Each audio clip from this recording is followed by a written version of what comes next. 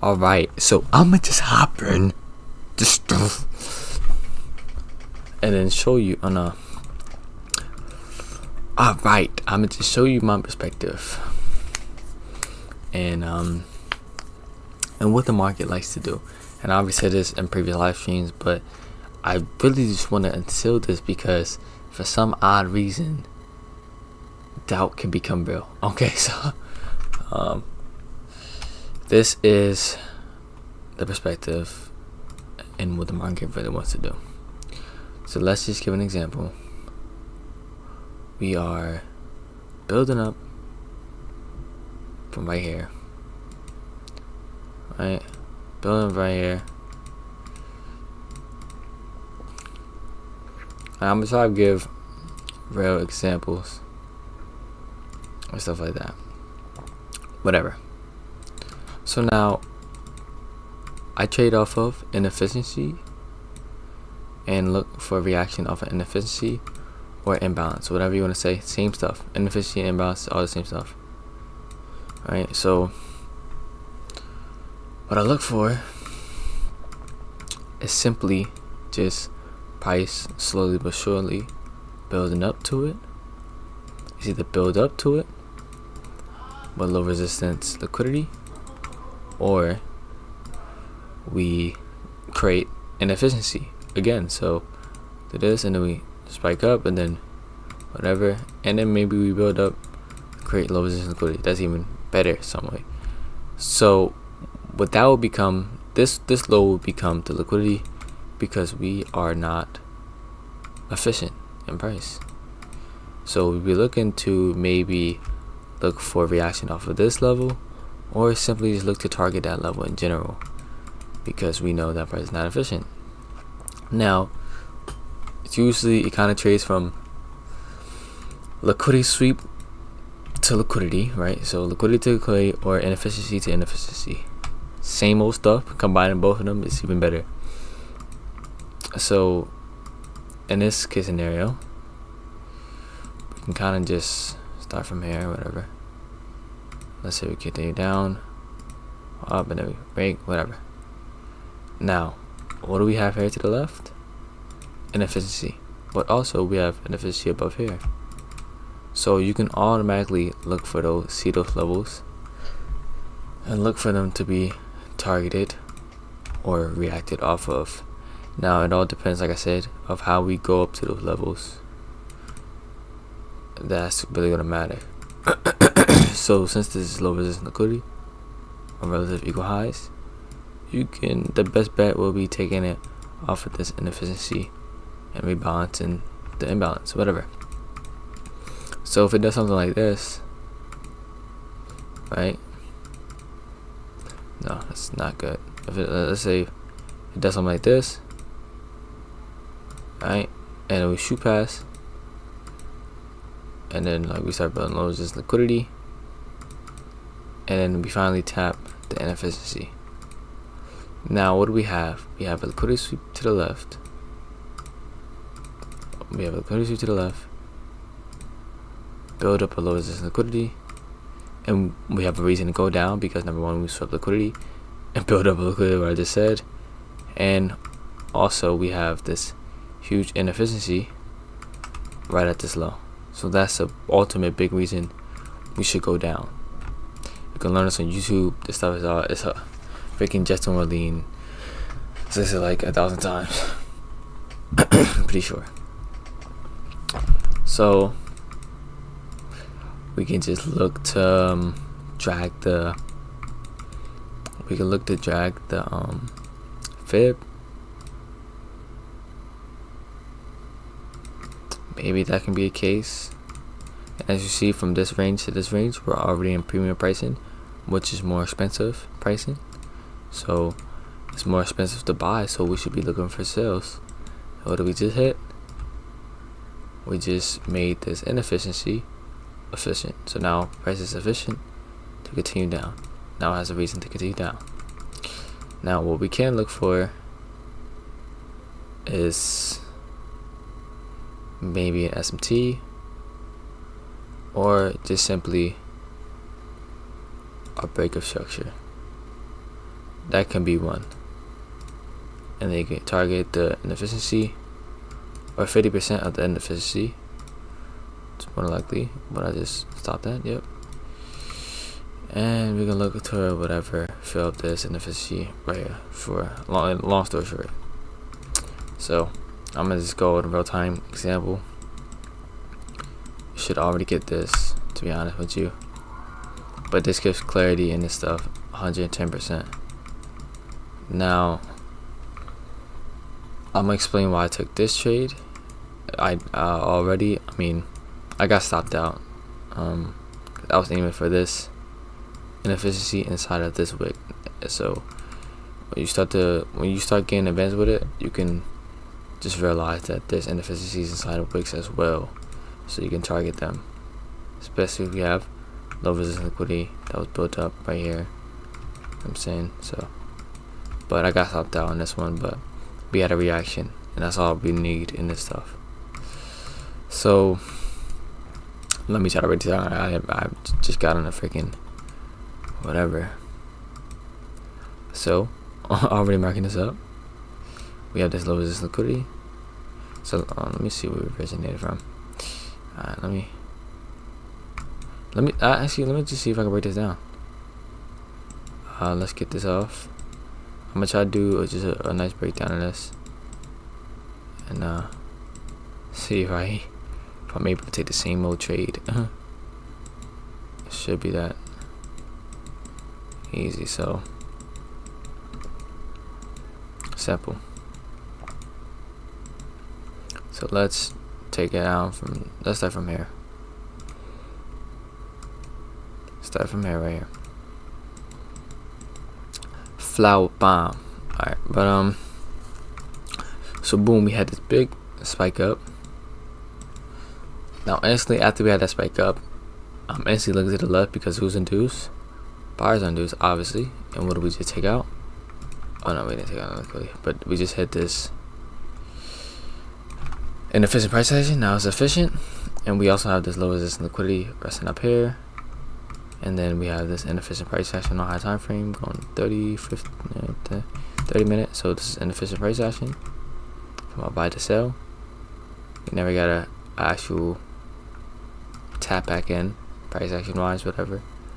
Structure wise, we never structurally tap back in, and we have this lit point. So that's all what I'm looking for already. But going on, staying on the 1 minute.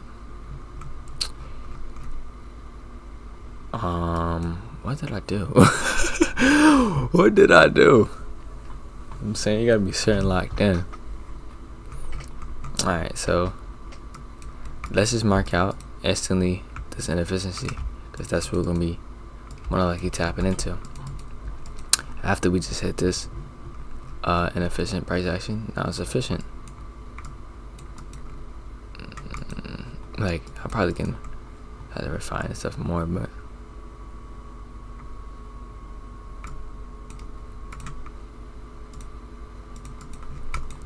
yeah. So we took that out as well, which is not really, it's not really nothing crazy. Oh, the sour bomb, just take me here with you. So already from this high to this low, we're already in premium pricing, more expensive pricing. So on the 1 minute, let's just see what we do. We have this huge inefficiency right here, right here. So let's just see what the frick we do.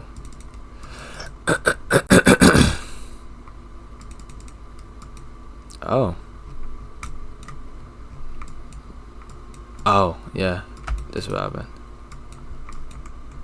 I literally just had a markdown. That's alright. So perfect. So when you see we have double highs to the left, and we see we react off it, and we start to continue lower, that's telling we are seeking liquidity we are seeking orders down here to potentially go up higher and take them out. So I'm saying, so this is liquidity right here, and we have inefficiency. So if we start to go down, the only reason why we'll go up is to take out liquidity or to hit an inefficiency, which more than likely take out liquidity is the best, the most ideal. So you can see we start trading down from this level. So I should just tell you we are seeking some form of liquidity. So as you can see, we have this not big, but we have this build-up, right? And then we have this inefficient price action that's now becoming efficient. And looking at here, coming into deeper of this range will be better for a reaction. So this is one range. We're already in discount, so cheaper pricing. So we just had this big push down, so we know sellers are induced on a low time frame. We just hit this inefficiency. Now price is efficient, but the best scenario will become filling this one right here, because the price will have even more of a reason to continue higher and trap early sellers. So boom, right? Well, I don't think we get a reaction from here, but we can, okay, small reaction, and then we end up filling, yep, 50% of that imbalance. So price now becomes efficient to go down, whatever. So now you can just read this stuff. You don't need to try to predict or anything. You just have to ask yourself who's induced right now. So that's the obvious thing, who's induced. So we just took out this liquidity right here, and we had no reaction. So sellers are obviously induced. So we had no reaction off of that. So that was obviously not the liquidity to take out. It's not the liquidity we were seeking. And then we still continue low with the same amount of speed, right? Right to candles, inducing even more sellers. And what do we have? What's the reasoning of going down? This whole inefficiency right here. Or you can just mark out 50% of the imbalance as the reactional area, which I already know it comes all the way down to whatever. So let's see, we have this liquidity right here. We also have the inefficiency. So we tap in, sweeping out liquidity. So sweep out this liquidity, take out this liquidity right here, and what do we rebalance into? Inefficiency. So now it's a reason to go down even lower if we want it. Boom. And what do we respect? This inefficiency. That's how precise it really can be. Like, so sweep liquidity, hit the inefficiency. Now it's a reason to go down. Now it still continues down, inducing sellers with what speed? Vector candles. So that means sellers are big time induced and most likely oversold if you want to do it from that basic perspective. So now we instantly build up low resistance liquidity even more. We didn't even hit 50% of the range, so that was just a minor inducement. So boom. What the frick? See that? So this high is weak. Even though we are efficient, this becomes also a lit point. So we probably see a reaction from there as well, dependent. Now sellers are still induced. Now what do we hit? Not yet. Not yet. We ain't hit nothing. We do have this 50% of this fair gap, which we are reacting off of. And now we hit this lit point. And now this is about to take the trade at right here. I didn't take this trade. I predicted it, but now we see that sellers are induced. If you look on here, we have this lit point, and this lit point right here, this is a lit point because we had this sell to buy, broke out the range, came back into the range, and then broke out again. So this becomes a lit point, a potential entry to take a potential entry. So why is that valid? Why would that be valid? Why would you ever think that's valid? Because to the left, obviously you can see we swept out this liquidity. So that's really the main thing. So this liquidity and sellers are still induced with inefficient price action right here. You also do it as candles. It's everywhere. So, oh, this was literally originally what I had marked out though, to be honest with you. So I didn't take this, but I was anticipating to buy it already. And I had my limit. Oh, I didn't have a limit, but I had to stop at the low and targeting this for the inefficiency or something. Or maybe lower, actually. Oh, here's what I did. I did, I think, no, I did OTE of the fair value gap. That's what I did. So I had my stop loss at this low, and I targeted I targeted 1 to 4. That's all I know. I do remember that. So, and then we just probably go shoot up, whatever, just like that. But I didn't take that trade, like I said. But we can just continue to break this down. What do we see of this inefficiency right here? And also, this becomes a whole range now. This whole thing. This becomes a whole range. That's high. Yeah. So we could drag the fib, and since we clearly see that buyers are induced with speed and vector candles, we can already expect some reactions lower. Here's number 1. We have a sweep of this. We have a sweep of this liquidity. And if we have a sweep of this liquidity, then buyers will be overbought, you know, and we will be in premium pricing. So I don't know if we go up there. Alright, so we start consolidating. Alright, we push up, sweeping out that liquidity,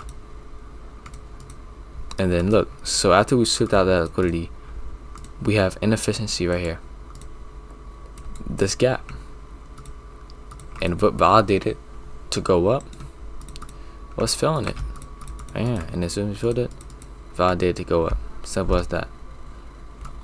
So like obviously you see that this works. So now we are in premium pricing, and you can obviously see that buyers are clearly induced with speed has taken out liquidity. So the next liquidity point will be here, and what did I do? I think I did something like this.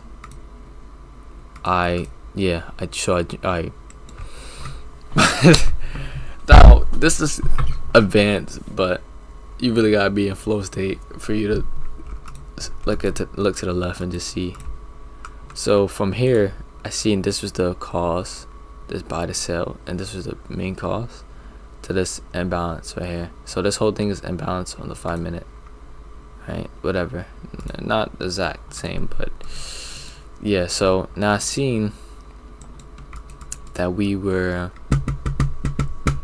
Oh yeah, and why didn't these work?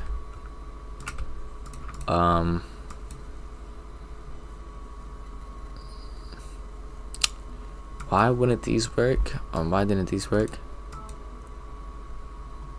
I mean, it just didn't work. I mean, that's how trading is, bro. Sometimes it's gonna work, sometimes it's not gonna work. As you see, works perfectly right here. And the more you get into, the more you get experience, the more you can call out these not working, these type of things not working. We know it's inefficient, and we did tap in, but we just pushed up high. So that's even better, to be honest with you. If we start hitting efficient price action and we have no reaction, that's telling you that we're seeking something more with buyers already being induced. So, but here's what I did though. From this high and then to this point right here, simply just marked out the 50%, and that would be efficient price action after sweeping out this high as well. So you see I have a reaction right there, and we still continue lower, higher. So small reaction, still continue higher. It's fine, really. So At all that, we're still building up. That means the only inefficient price action is here. This is the only inefficient price action. So the fact that we're still building more buyers, that's just validating this inefficiency even more, saying this more likely we're gonna have a reaction after we hit this. So boom, instant wick, an instant reaction, and what do we do? And what do we have as well? Inefficiency. Inefficiency. This never even got hit either. So you can look to the left, and now we can see they were possibly gonna be targeting us if we want to go higher. So this is all low resistance liquidity. Then we have the inefficiency and whatever. Sellers induced with speed. And then we have inefficiency within this wick as well. So probably can get a reaction. Nope, we didn't get a reaction. It's cool. It's fine. Now that means the market is seeking something lower. Now I wouldn't take any of these trades, by the way. I need way more confirmation, but you can also get more clarity by the range again. So we're in this whole trading range, right? And what's in the trading range? It's 50%. So you get more clarity if you start hitting this 50%. That would mean we're in more discount prices, cheaper prices. So it's cheaper to buy. So we go leave our buy. So whatever. This becomes a lit point, and yeah, so after we swept this low, but you can instantly, I don't think I even marked this out originally, but we can instantly probably look for a reaction from there.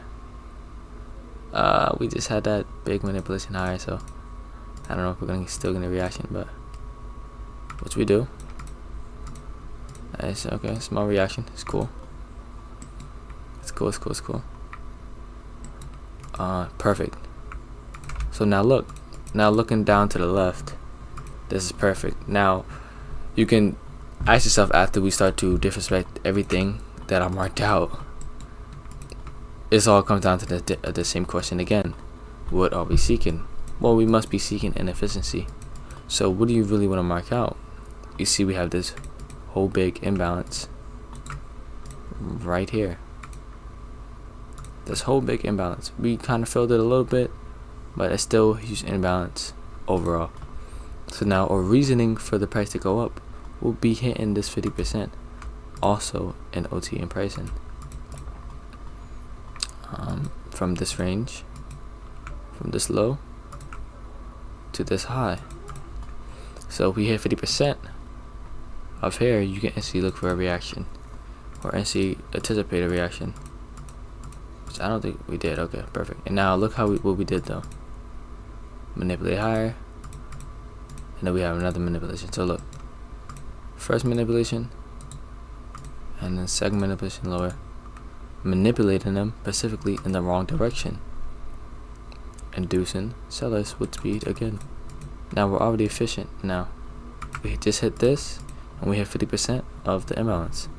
Now we're efficient. Now we have a good reason to take out all this low resistance liquidity, and if there was an imbalance, I'll be even better, which I was already aiming for this wick. Yeah, like I said already, because that was the only imbalance we can possibly target.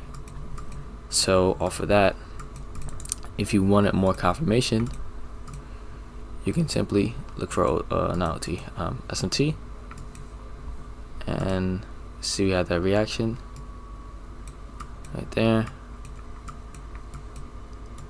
Yeah, that reaction. I'm not gonna break this whole thing now because my brain. But yeah, we have this reaction from here, and then you see this is the lowest point. Okay, you see this is the lowest point. Let's continue. Okay, go down. Now you see we have it's the SMT right here, manipulating them down to the wrong to the wrong direction again. And now what do we have to fill? We have a reason to go up now because we have this huge inefficiency right here. So if you want to be even more precise, you can literally wait for a shift, and this close above here. Let's be change state, and let's see. Oh, okay, we do go down lower. So it don't really matter. We don't have taken that trade. Now we have even more of a reason to go up higher. Now we done. Let's go back. We took out this liquidity, and now we ultimately took out this liquidity right here. And now what are we hitting in? Efficient price action. What are we waiting for?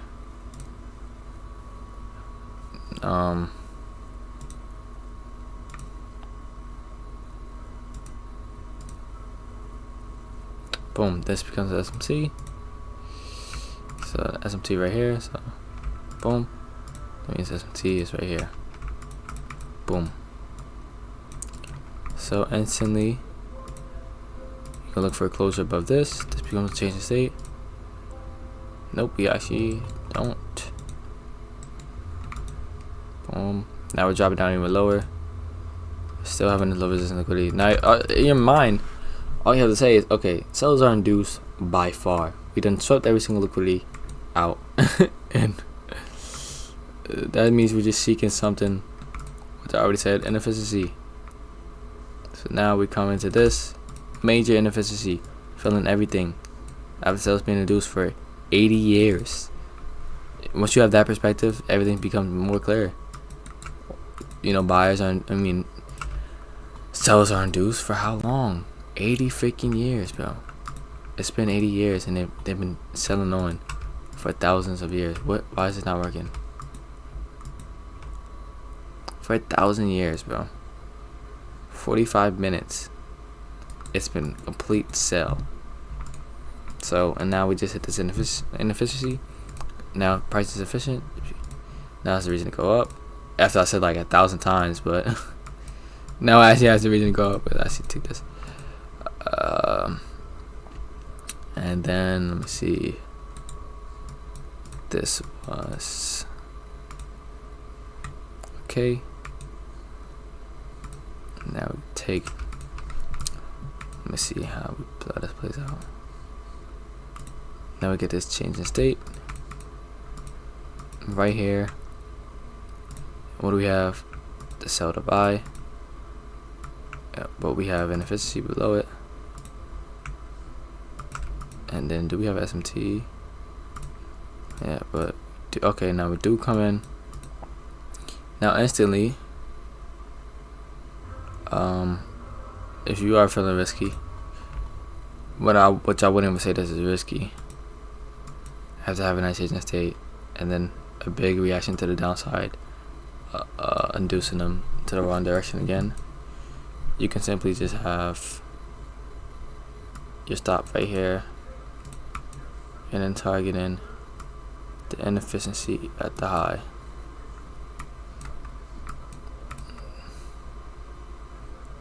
And then let's take that. This is different from my original entry, I'm pretty sure,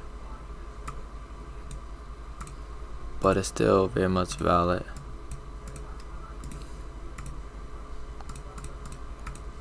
Not limit, but market execution. So, okay. Now it's an efficient price action. Now we just shoot all the way up. I think this one might hit TP. Okay, never mind. So it's just reversing from here for the same reasonings. Oh, and this was New York PM. So okay, that's actually giving a valid reason to right there, whatever. So that actually went very close to stop loss. That wasn't even the original entry from before, so it's kind of shocking. So we created SMT at this low. I entered after we created the SMT at the low. So yeah. Oh shoot. And then I proceeded to place my stops. So I expected this to hold, and I placed my stops right here. Oh, my entry was way lower high key.